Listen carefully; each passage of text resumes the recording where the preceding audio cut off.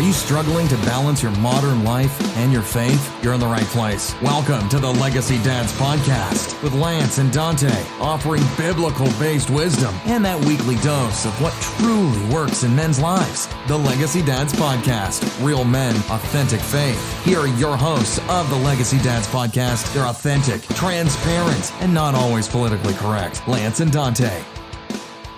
Hey guys, welcome to Legacy Dads. My name is Lance, and I'm joined with my partner, Dante. What's up, brother? Lance, how you doing, brother? I'm doing pretty good. I'm 52 years wiser now, buddy. Yeah. At least I'm trying. I tell myself that, though. I hope when I'm 52, I could be just like you. You look as good as I look? Yeah, that's good. Hey guys, Legacy Dads is your weekly dose of biblical manhood and a little bit of snark. This podcast is for men, husbands, and fathers in all stages of life, where we promote and advocate proven biblical principles for leaving a lasting legacy. So we're gonna talk a little bit about something today, about patience and tolerance and intolerance. Because I don't know about you, I know I've been watching. So I'll tell you, Dante, I disconnect from the news. I allow myself about 30 minutes per day to look at the news or to listen to news. And I try to not get my news filtered through other sources. I try to get it right from the source. Sometimes I use a filtered source, but I try not to. And so I'm limiting myself on all the junk I'm seeing. But I've been hearing that people are out, people are angry, they're protesting. They're like, I'm done with this quarantine. Let me out of the house. And so I think there's a lot of angst in the world, and things like that. And so I think we would talk a little bit about that today. Does that make sense to you? Yeah, they're coming at full force, man. I mean, they surrounded the Michigan Capitol building, and they were not within the 6-foot requirement of social distancing, and there were a lot of peeved people here. And I was talking to one friend, no names mentioned, but he found it, and he's got an interesting recovery story. A great friend of mine, but he had heard the New Jersey governor and has it recorded of saying, people in addiction and alcohol, that they have to keep the liquor stores open, for this. And he's like, excuse me, what? and the reality of it is, like, what was the other one? Driving by a marijuana dispensary and walking out and seeing a police escort, from the delivery of the marijuana place to the person picking it up, because now you can't go in. It's carry out, carry in. It's like a marijuana delivery. That sounds pretty good. Who in 50 years would ever think that you would have cops protecting your rights to deliver marijuana? I need to get my weed, man. And it's like, I think of that, there's something wrong with the world today, and I don't know what it is, where, you can close a church and say, you can't do that, but don't touch my liquor and my marijuana. In all of my life, I never thought we'd be to this point right now. Yeah. And a lot of politicians too saying, hey, you guys don't do this, but I'm going to go out and do it. Yes. Yeah. Who was that? The mayor of Chicago went and got a hairstyle or whatever. What did she do? The Speaker of the House is on vacation. Yeah. On vacation. Anyways, okay. So not to be political. Sorry. Yeah. Let's talk a little bit about this. So I think we're going to talk. We're going to talk about patience, but we're also going to define kind of some tolerance and intolerance. And I'll tell you that. I think sometimes, especially when you get into, I would say in any circles, but in certain topics and debates, people say things, they say words, and they don't really know what they mean a lot of times. So I would tell you, so I'm going to give you a little definition: intolerance or prejudice. This is prejudice. So this is intolerance or kind of prejudice against somebody else. I would define this as it's an unfair or an unreasonable opinion. It could be based on anything, being, or feeling like you're informed, but you're really not, or, maybe you're just, your social norms or whatever, put you that way, but it's kind of that you're being kind of unfair or unreasonable opinion about something. I would call that as an intolerance or prejudice. And I think that could fall between a number of different people. Now, I think, Dante, when we talk about this, there's a big difference between tolerance and acceptance. And, the Brookings Institute did a really interesting study on this, and they said that you can, with tolerance, you can drive certain beliefs, you can drive certain things like underground, or, people will be pretty tolerant of things, but that's not the same as them wholeheartedly accepting things. Okay. And so I think, what I hear a lot of times, I hear a lot of this in when people debate in politics or in religion, they say, people a lot of times use the word, they say, I want you to be tolerant, but what they really mean is they want wholehearted 100% acceptance of something. Yeah, you have to eat, swallow, and totally affirm my choices. Yeah, and I said this to a friend of mine the other day. It was like, a friend of mine that's a atheist and falls on the more liberal side of the house in politics, and I was like, okay, so when it comes to my faith and belief and religion, you say, hey, don't push your beliefs on me. But then when it comes to your political opinions, you want to push them on everybody else. I'm like, that's hypocrisy. Like, that is not being tolerant. That's being intolerant. And this comes, somebody that tries to say they're very tolerant and things like that. So I think we need to look at these terms and understand that and what people mean, because I don't know about you, Dante, but I can be tolerant of a lot of things, but that doesn't mean from a biblical perspective, I'm wholeheartedly accepting that. For example, I'm friends with a lot of Muslims. I'm very tolerant of a lot of Muslims. That doesn't mean I accept their religion and I believe their religion. And that can go with on political views. I'm very tolerant of a lot of people's political views and things like that. That doesn't mean that I 100% agree with them. And I think, we talked about this in some of our other podcasts. Just because I don't agree with you doesn't mean that I hate you or I'm a racist or whatever word you want to throw in there against me. It just means that I don't agree with you. But I'm going to be tolerant and respectful of you. And I think so. Does that make sense to you, Dante? That's kind of the definition I want to go with as we get into this thing. Yeah, everyone, we hear typical arguments, exactly what you're saying, Lance, is everyone has a right to his or her own opinion. What people do in private is their own business. Stay out of my life. Another thing is different religions are simply different ways to God. Who are you to have your opinion? And so, when we're being really honest, secular culture wants us and our children to believe all opinions are valid, to approve all lifestyles, and to treat all behaviors as acceptable. We're even having like hate crime, hate speech, and all of these different groups trying to rewrite our constitutional rights. And exactly what you're trying to say is that we have a right to a different opinion. Yes, you got to tolerate people. I can't take away other people's constitutional rights.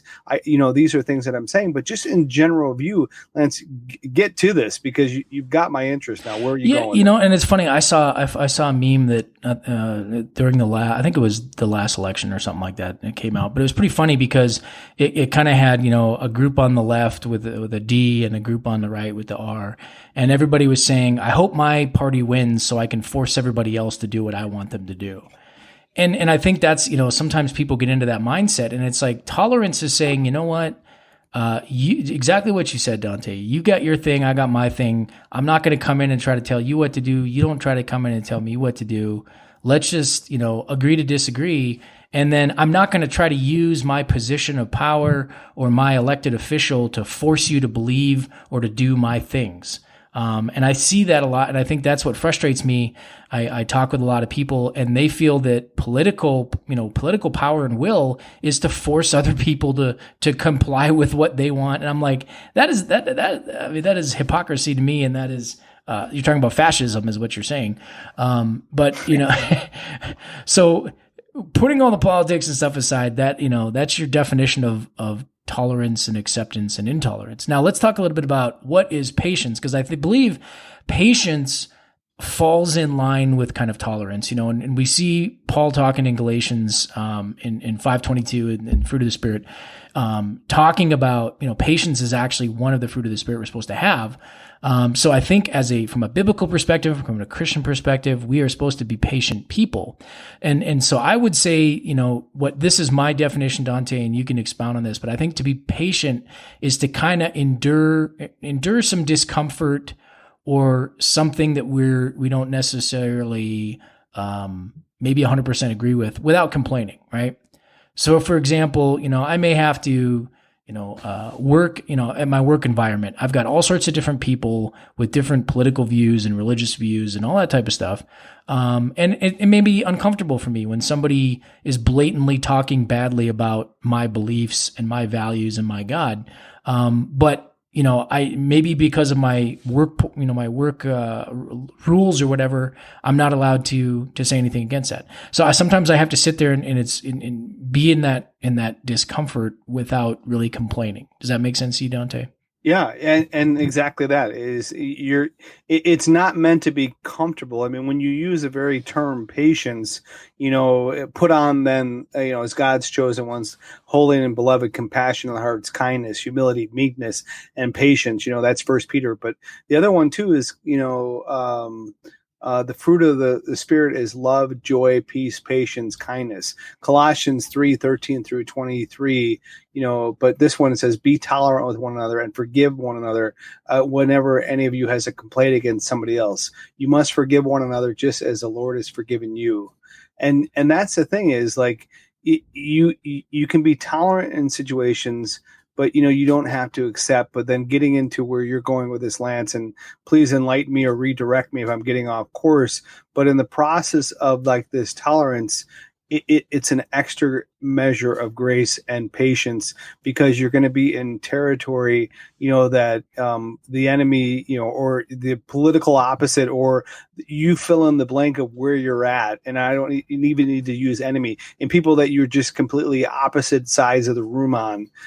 You have to be patient in those situations, because that's what God calls you to be. Yeah. And I think, when we look at specifically patience too, Dante, I think patience, is really tied to some of the other fruit of the Spirit or virtues. When we look at specifically like self-control and humility and generosity, I think it's a lot of especially when you look at fruit of the Spirit, a lot of those are interwoven. You can't really have one without having a little bit of the others in you as well. And so I think we really need to keep that in perspective. And I think, what we're talking about too, Dante, is we are going to have to be patient. We're going to have to, as Christians, we need to set the example in this, because we are living in an intolerant world. We're living in a world right now that says they want absolutes, and they want, you either agree with me or I'm going to destroy you. There's no in between. It's either you accept 100% of what I agree with, or I'm going to label you as, whatever, intolerant, racist, fascist, homophobic, whatever that is. And I'll guarantee you, I don't want to get political, but mark my words for it. What day I want to say this on record. April 19th. It's April 19th is the day we're recording this. So whenever this comes out, I guarantee the narrative coming out of this COVID-19 crisis is going to be that Trump somehow slighted or did not help people of color. It's going to become an identity politics argument. They're going to say, the inner city African Americans were Trump just let them die, or Latinos or Hispanics or whatever it may be. I think you're going to see a political narrative come out of that, because that comes from that level of intolerance that we see. Does that make sense to you, Dante? And that's very dangerous for the listener, because you have to look at this from a biblical lens and what Lance is saying. And I think it's easy for me to have an opinion of intolerance, whether it's social, economic, what my race is, whether or not I experience these things, or my dad or mom experience these things, or my grandparents experience these things, to all of a sudden have these intolerant situations where, because this is what one person has done in the past, then that surely must be the other person.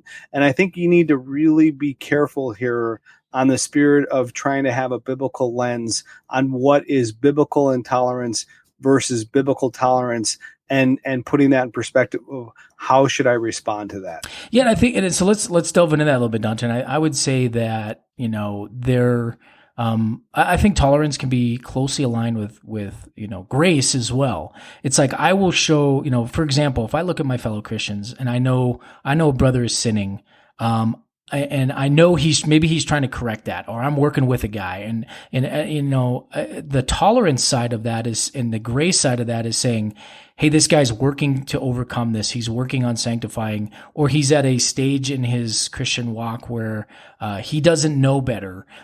We're trying to mentor him and educate him and get him into Scripture so he understands that. But I'm going to show him that bit of grace and tolerance and say, okay, I've got to let God work on his heart, and God's going to change this in them, but it's not going to be right now in the time that I think it should happen. And I know when I look back on my life, Dante, when I was a young Christian, me and my wife were first married, we were first getting into this thing, man, I had some crazy ideas and some crazy thoughts, and they were not biblical. And I had some, luckily I had some mentors and elders and some people that coached us that had grace with us, because they could have very well just came in and, smacked me upside the head and said, you're an idiot. How do you know that? What are you talking about? That's unbiblical. You don't believe that, you stupid idiot, you stupid moron. If they would have treated me that way, I probably would have walked out of that, the church and never listened to them again and not let them speak truth into my life. But because they took that patience and grace and tolerance with me and said, okay, let God work on his heart and give him time, and he's going to get it in due time. They were able to have that relationship, and that developed with me. Does that make sense, Dante? Yeah. And I think that's key too, because they were gentle, they were patient, and they were doing it for the idea of, we could just smack him. We could, correct him. We could rebuke him right now, but he's a young Christian, or he's just getting into this community. And that's the idea, is that you got to approach it from one, who am I talking to? Am I talking to somebody in church that has been around, that knows better? That's going to be a lot different conversation than somebody like Lance is saying, I just came in, I was a Christian, newly married, and there's a whole different thing. I mean, like, if we're all honest and we go back to that, teenage 20-something person, I think, with experience, wisdom, and discernment as the years have gone by, there's a lot of things that we would have approached differently, a lot of arguments we wouldn't have had, a lot of the minors that we've made majors, we would have just let, brush off our back like a duck in water. But that being said, I think, it's not based on feelings. It's not based on emotions. It's based on, like, what is the appropriate way to treat the other person, especially when I put a biblical lens on it. And Dante, I wouldn't even put an age on that. I mean, I know I would assume that by the time somebody gets into their our hope and prayer is, but I know people on social media that are well into their 30s. Come on, I deleted that post. 30s, no, 30. So I've got a friend on social media. I know. And I won't name anything, but this person is, they've felt like they've had to censor or suppress their opinions for a number of years because of the work they did, and now they feel like they feel like now it's their right to say whatever they want to whoever they want, run their mouth with no repercussions for that. And to me, I'm like, I love this person. I feel for this person. I see, and they are in a mental state right now. But I'm like, that is not. I look at it that as I don't know how to describe this, but that's not what it is. It's not just, you don't have license to say and do whatever you want to anybody you want. Where is the biblical justification that you can be that way? Yeah. And I mean, and again, this person's not a Christian, but take a biblical lens out of it and just say, humanity, you don't treat people that way. No. And the golden rule, treat others as the way that you would want to be treated. Yeah. Right? And I would say the definition of intolerance is thinking that everybody should think and do everything the way Lance wants it to done. I mean, that's like a 3-year-old mentality. But I see people, Dante, well into their 20s, 30s, 40s, 50s, thinking that mentality still, that everybody should think and act the way I want them to think and act. Well, that is not tolerance. That's not patience. That's not grace in my book. Does that make sense, Dante? It's not. In no way, shape, or form can you ever try to justify that. Christian, non-Christian, whatever. When you treat people like an object or like a class or like whatever, and that you think that you have the moral high ground or the superiority, who made you king? Who made you creator? That all of a sudden that you have the high ground. I mean, like some of even the debates or Lance or the discussion or hot topics that we have, it is. I love listening to some of these great debaters like Shapiro and just different things, like even Dan, former military guy, congressman, just the way that he approaches. He was one of my students, by the way. And that's awesome. I mean, the guy, like common core sense things of, oh goodness, I use common core. Forgive me. I don't believe in common core, but I mean, that's that homeschooling coming out right yeah. But like, I mean, seriously, like the common sense of way to approach things. And that's the thing, instead of taking the narrative of debate of when you're arguing with people like this person that you're talking about, Lance, is they don't have the high ground. They don't have the moral, superiority, because there's no justification in that. And society normally looks down on that behavior. Go ahead. No, I was just going to say, Dante, I want to give you guys, just look at this from a biblical perspective. Look at Jesus dealing with his idiot apostles. Jesus very well. I mean, Jesus did have the moral high ground, and he had all the authority to basically say, "What are you stupid idiots doing?"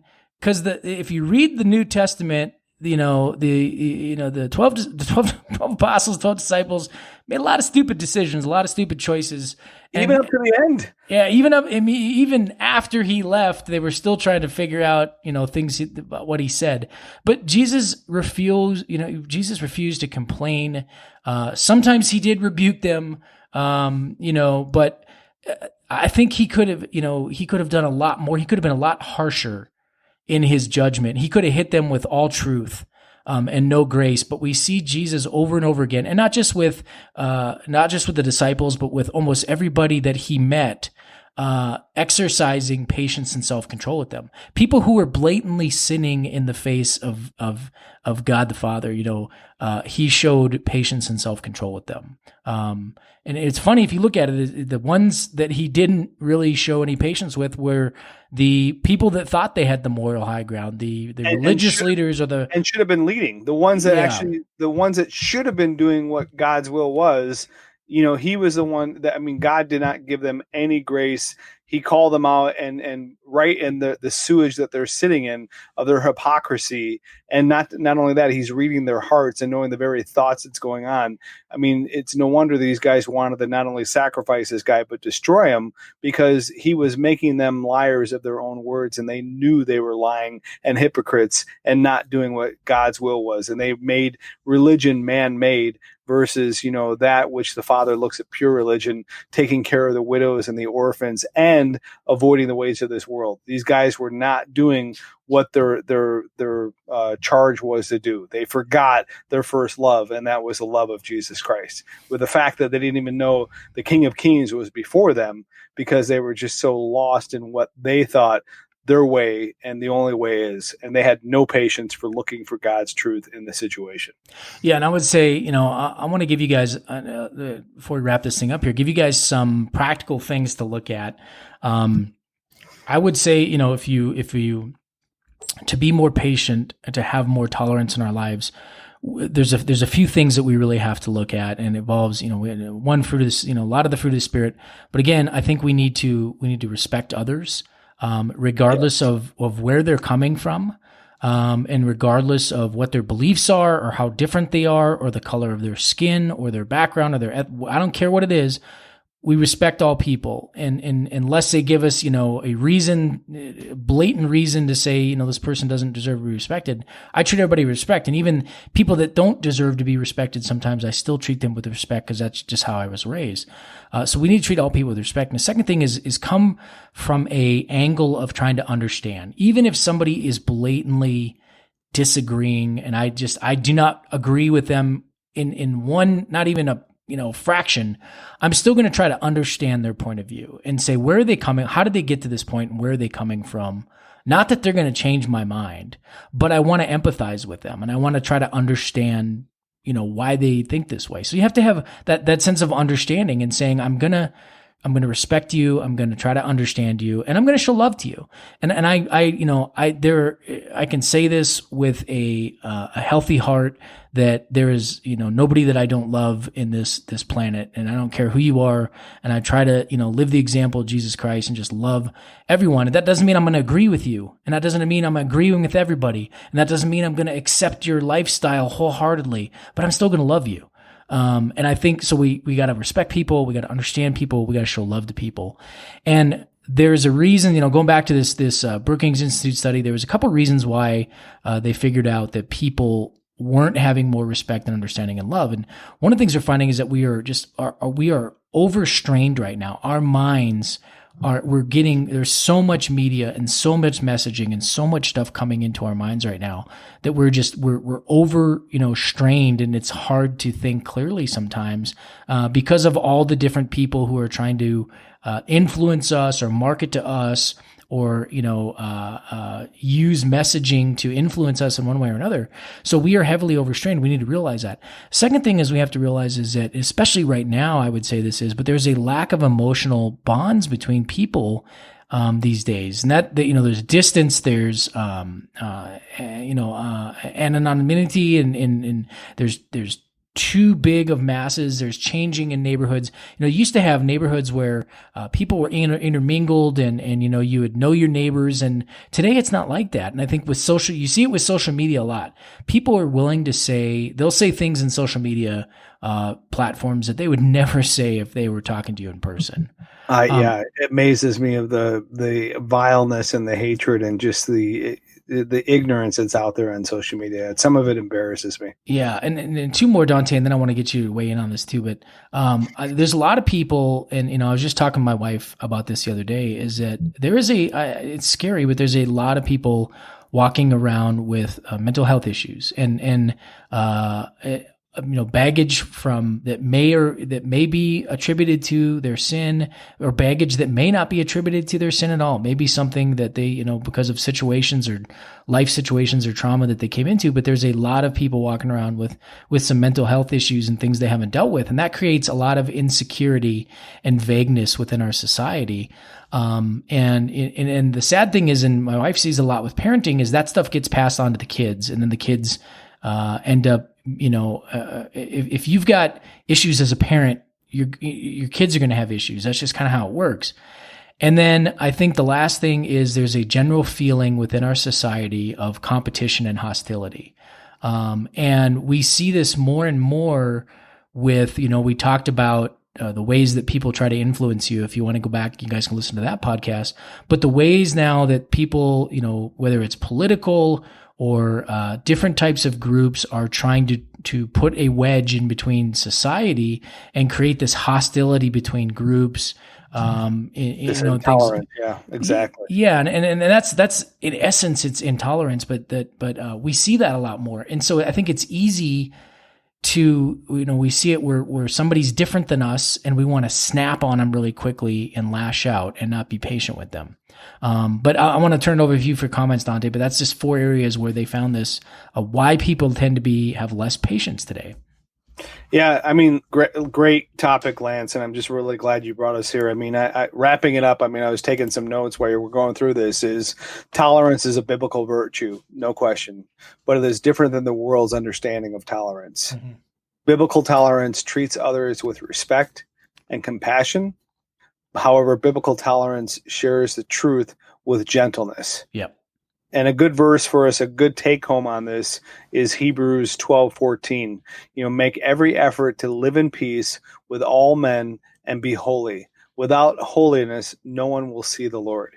So, Lance, wrap it up for us. What do you want to take home from this? Yeah, and it's hard, guys. We try not to bring politics into this, but I think it's the politics. You see this, a lot of examples in politics of this.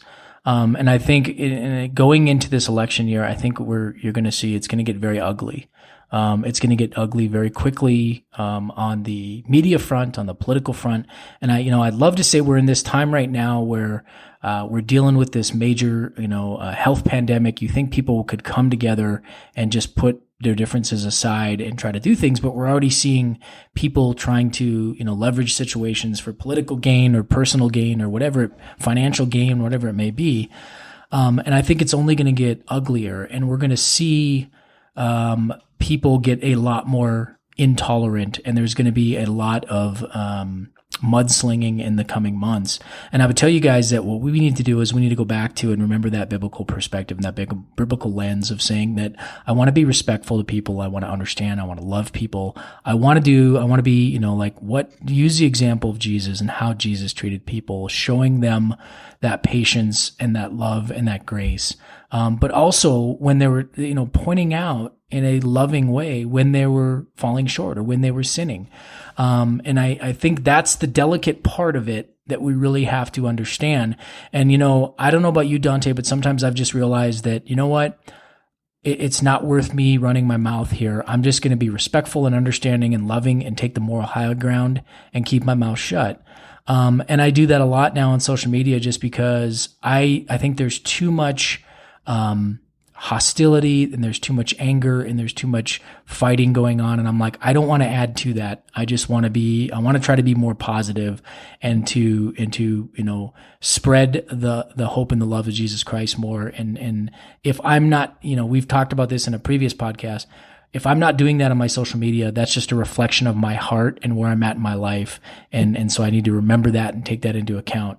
And even into our personal lives, we need to remember that whether it's a spouse, whether it's our children, whether it's coworkers, whether it's a mom, dad, uncle, brother, sister, whoever it may be, showing them that respect and that understanding and that love, and realizing that, okay, I'm going to show them some grace and patience. I'm going to give them the benefit of the doubt. I'm not going to respond in anger or hostility.